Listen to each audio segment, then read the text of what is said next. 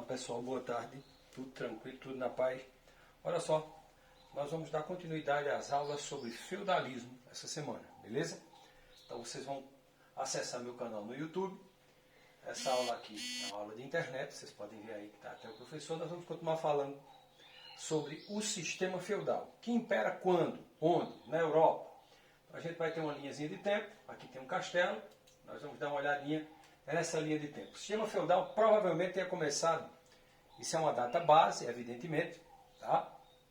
Então, provavelmente ele tenha começado no ano de 476, quando o Império Romano cai sobre as orlas, ou o poder do bárbaro Érulo Odoaco, tá? Isso no ano de 476, depois de Cristo, século V, tá?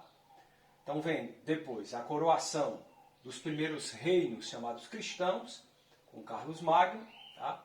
Em 1096, você tem o início das chamadas cruzadas. É uma linha de tempo, vai ser bem interessante. Até as cruzadas você tem a alta chamada Idade Média, tá? Você vai ter um surto de peste negra, que é chamada de peste bubônica, e a famosa Guerra dos 100 Anos, até a tomada de Constantinopla, quando você vai chegar no fim desse sistema feudal e início da chamada Idade Moderna. Tá? Mesmo assim, a Europa vai continuar tendo resquícios de feudalismo. E afinal de contas, o que é o feudalismo? Então vamos pegar aqui. Feudalismo, para você ter uma ideia, já viu em alguns filmes, mostram que cavaleiros lutando entre si, camponeses pobres, donzelas frágeis, castelos enormes, a existência de uma inúmera quantidade de lendas, né, tipo dos dragões, essa coisa toda, que faz parte do imaginário, que até hoje ilustra filmes, séries, uma série de coisas. Tais filmes são ambientados quando? Onde? Na Idade Média. Né? Essa Idade Média, você gostaria de viver naquele tempo? Por quê? O que é que tem naquela Idade Média? Bem, o cavaleirismo, a ideia romântica da donzela sendo resgatada pelo cavaleiro, a honra. Mas será que tudo era assim mesmo na Idade Média? Ou será que a Idade Média foi um pouco mais obscura em relação à ciência, em relação à aceitação das religiosidades? Então, a Idade Média é tipicamente europeia. Ela é instaurada na Europa Ocidental pós-queda do Império Romano. Tá? Ela tem como religiosidade principal a religião cristã, a Igreja Universal, chamada de Igreja Católica, que vai surgir justamente na época do Imperador Constantino, quando eu digo surgir, porque vai ser legalizada, ela vem antes, né? E mais tarde Teodósio oficializa essa religiosidade. Então a igreja domina já toda a Idade Média. E a estrutura de poder? Quais são as principais características desse sistema feudal? Que a gente vai falar depois numa atividade sobre sociedade medieval. Primeiro, relações baseadas na dependência e na fidelidade. Então você vai ter uma estrutura social baseada em quê? No topo da pirâmide você vai ter o clero, a igreja, os nobres e abaixo os servos. Tá? Então, na Cidade de Deus, dizia Tomás de Aquino, Cidade de Deus, ele falando de toda a estrutura feudal, uns nasceram para rezar, outros nasceram para guerrear, e na base dessa pirâmide tem aqueles que nasceram para trabalhar, que eram nada mais, nada menos do que os servos. Essas relações são baseadas na dependência, na fidelidade. Poder político descentralizado, isso quer dizer o quê? Quer dizer que na Idade Média você não tem grandes reinos. Você diz, mas professor, o senhor falou aí de reinos cristãos, Império Carolíngio, Merovingio, essa coisa toda. Bem, mesmo na época desses impérios, que foram grandes na Europa, reinos cristãos, de bárbaros recém-convertidos, mesmo assim, você não tem uma centralidade. Então o rei existe, mas existe o vassalo do rei, o suzerano desse rei, alguém que manda, também que tem direitos à terra. Então o rei não é dono de toda a terra, certo? Então por isso que o poder é sempre descentralizado. Por que eu falei da terra? Porque a terra é a principal moeda de troca, de venda na Idade Média. Tá? A terra é fundamental para a gente entender. Essa terra é chamada de feudo, que vem desde um feudo poderia ser do tamanho de uma propriedade rural de hoje, como do tamanho de uma cidade ou como do tamanho de um estado, de uma nação, de um país. Dependia do poder desse feudo. Tá? Predomínio do cristianismo, que é a religião, que vai criar toda a cultura cristã na época. Então todas as outras religiosidades, que vão ser chamadas de pagãs, que são as religiosidades animistas, célticas, druidas, muito comuns na Europa naquela época, religiões também de cunho politeísta, como a religião dos povos germânicos, né? Então, que adorava vários elementos da natureza e seus deuses. Isso vai ser deixado um pouco de lado, né? Vai ser quase que perseguido pelo cristianismo, que é interessante, o cristianismo é perseguido e depois, quando chega no poder, passa a ser perseguidor, né? Isso é infelizmente, algo comum nas religiosidades. Produção econômica vai ser totalmente voltada para a economia de subsistência, tá? Olha só. Aqui um pouquinho da ideia da fidelidade, né? Então você vai beijar aqui o seu rei, o seu suzerano, o seu dono da terra. Isso é uma forma de você pode achar estranho esse ósculo, né? Mas na realidade era muito comum. Então havia todo um cerimonial que você jurava servir o dono da terra, o seu nobre. Aliás, só os nobres é quem poderiam ser também cavaleiros, quem poderiam cumprir certas obrigações cavaleirescas, ok? E o feudo, o que é que seria o feudo? Feudo é uma palavra que vem do germânico, a gente já falou disso, né? Feudo, bem de importância. Então, o significado de feudo vem do germânico, significa bem de importância, ou algo que tem muita importância. E o que é o feudo? Era muitas vezes uma grande área de terra, mas podia ser também o direito de receber impostos. Isso é um feudo, tá? Então não é só ligado à terra. Tem também o bem de receber impostos. Como é que eu recebo esses impostos? Havia moeda. Na Alta Idade Média, pouca moeda. Então você paga como? Paga sobretudo com as obrigações servis. Tá? Que a gente vai falar daqui a pouco. A talha, a captação, a banalidade, a mão morta, o tostão de Pedro. Tudo isso são obrigações que os servos pagavam aos seus senhores para se manterem na terra. E ao mesmo tempo também os vassalos pagavam aos seus suzeranos. Tá? Havia essa coisa de suzerania. O que é um vassalo? Um administrador fiel, como você está vendo aqui, ao seu senhor. Ok? Então vamos lá. Feudo. Aqui você tem mais ou menos um feudo. Então você tem um castelo. Professor, por que existem esses castelos? O castelo nada mais é, gente, do que uma fortaleza. Beleza? Vocês veem aí. Fortaleza. Justamente porque é uma época que vai haver inúmeras guerras. Invasões de povos de fora, chamados que eles chamavam pagãos, mas sobretudo a luta por terra, a luta por impostos. Então vai haver luta entre senhores. E essas lutas requerem, claro, uma proteção feita, que são os castelos. Inclusive hoje na Europa existem inúmeros castelos, viraram locais de visitação, né? O pessoal do turismo ganha muito com isso, porque é um dos locais no mundo que tem a maior quantidade de castelos, acredito eu, do planeta Terra. Tá? Então você tem campos, bosques, o moinho, que é fundamental, o moinho pertence ao Senhor, você tem que pagar por ele, chamado de banalidade, você vai ter que pagar, porque a base da alimentação medieval é o pão, então você vai ter que moer o trigo, você vai ter que ter o forno, tá? E o forno é do Senhor, então você paga. Paga como? Com dinheiro? Não. Na maioria das vezes, na Alta Idade Média, você vai pagar com a sua produção e com o seu serviço. Então você vai trabalhar de graça vários dias. E o que você produz, a maior parte vai também para o Senhor. Aqui a aldeia, né, os chamados aldeões, que é muito comum nesses filmes, séries de Idade Média, essa coisa toda. Aqui os pastos, aqui a igreja, claro. A igreja tem uma influência grande na cultura, na religiosidade, nos costumes da época, nos seus tabus e nas suas regras morais. A igreja é fundamental para você entender a Idade Média. Tá? Os casamentos que vão ser criados a partir dessa coisa de igreja, tudo hoje, a estrutura de sociedade que nós temos no Ocidente até os dias de hoje, foi pautada justamente por essa ideia de igreja e do cristianismo. Então, campos, pastos, aldeia e moinhos. Tá? Economia. Na economia você tem o feudo, baseia-se na agricultura. A agricultura é baseada em trigo, cevada, feijão, ervilha, uva, que é comum naquela região. E no pastoreio de bois, porcos, cavalos, carneiros e cabras. Né? Então, a economia feudal, ela faz uma mística de agricultura com pecuária, tá?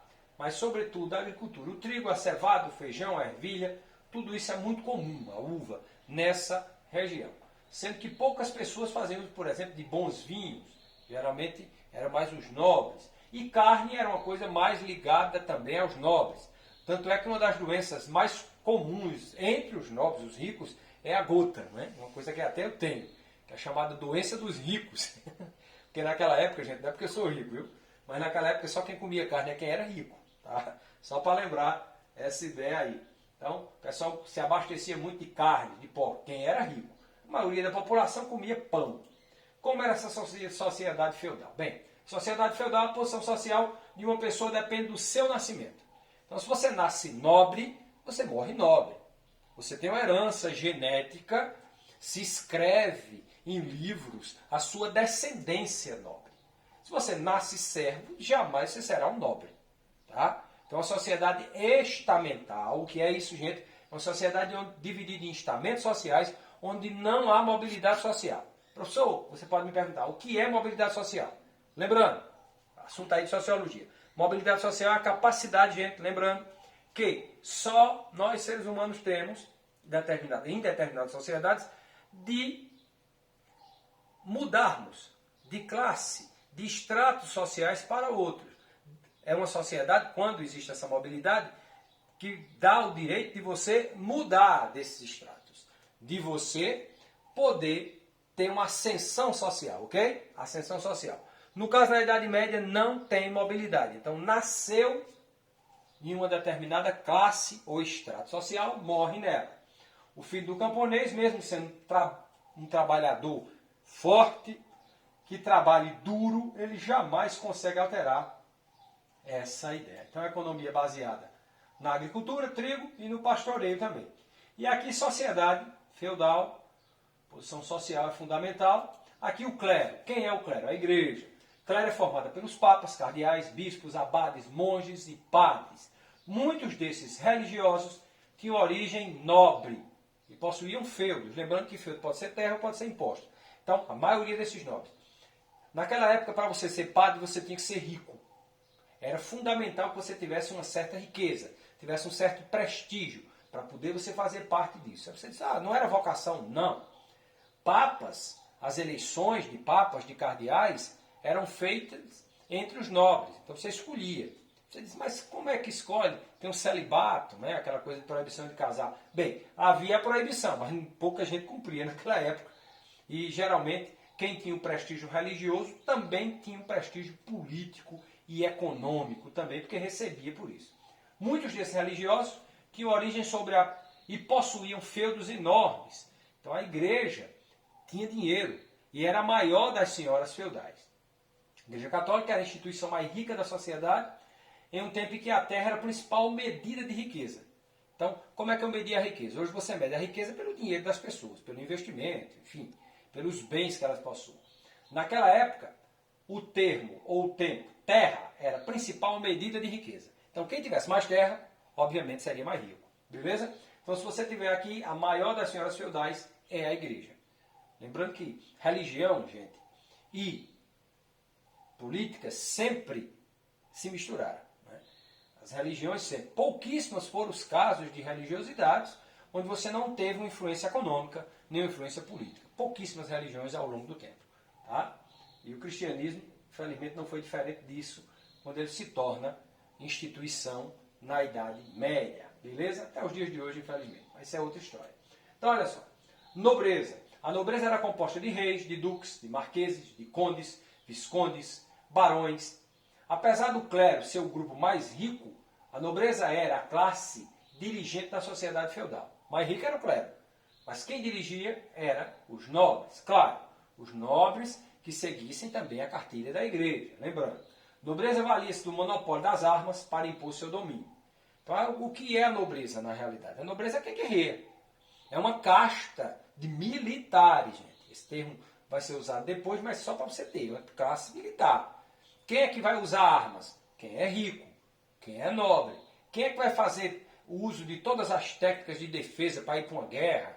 Quem é que pode montar a cavalo? Nobres. Então, por meio da força e das armas, a nobreza, ela vale-se disso para impor o seu domínio sobre toda a sociedade. Beleza? Então, nobreza continua no poder graças ao monopólio das armas. Vivia na ociosidade. O que é ociosidade, só para lembrar? não fazia nada.